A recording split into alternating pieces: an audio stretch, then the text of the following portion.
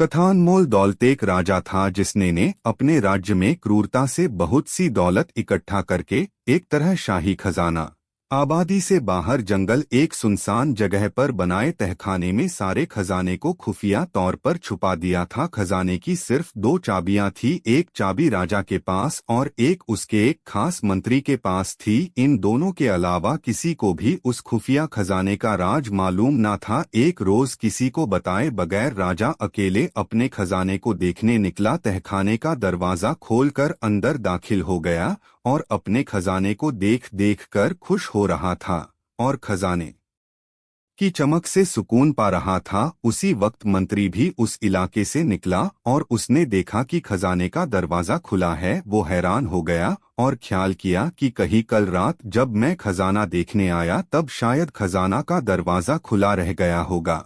उसने जल्दी जल्दी खजाने का दरवाजा बाहर से बंद कर दिया और वहां से चला गया। उधर खजाने को निहारने के बाद राजा जब संतुष्ट हुआ और दरवाजे के पास आया तो ये क्या, दरवाजा तो बाहर से बंद हो गया था।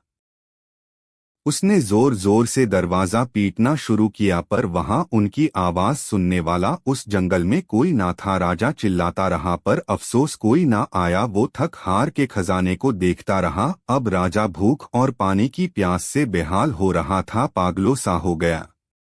वो रेंगता रेंगता हीरो के संदूक के पास गया और बोला, ए दुनिया के नायाब हीरो, मुझे एक गिलास पानी दे दो। फिर मोती सोने चांदी के पास गया और बोला, ए मोती चांदी सोने के खजाने, मुझे एक वक्त का खाना दे दो। राजा को ऐसा लगा कि हीरे मोती उसे बोल रहे हो कि तेरे सारी जिंदगी की कमाई तुझे एक गिलास पानी और एक समय का खाना नहीं दे सकती। राजा भूख से बेहोश होके गिर गया। जब राजा को होश आया तो सारे मोती हीरे बिखेर के दीवार के पास अपना बिस्तर बनाया और उस पर लेट गया। वो दुनिया को एक पैगाम देना चाहता था लेकिन उसके पास कागज और कलम नहीं था। राजा ने पत्थर से अपनी उंगली फोड़ी और बहते हुए खून से दीवार पर कुछ लिख दिया। उधर मंत्री और पूरी सेना लापता राजा को ढूंढते रहे पर बहुत दिनों तक राजा ना मिला तो मंत्री राजा के खजाने को देखने आया।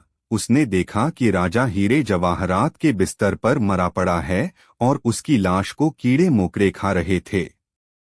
राजा ने दीवार पर खून से लिखा हुआ था, ये सारी दौलत एक घूंट पानी और एक निवाला नहीं दे सकी। तात्पर्य ही सच है, आखिरी समय आपके साथ आपके कर्मों की दौलत जाएगी। चाहे आप कितनी बेईमानी से हीरे पैसा सोना चांदी इकट्ठा कर लो, सब यही रह जाएगा।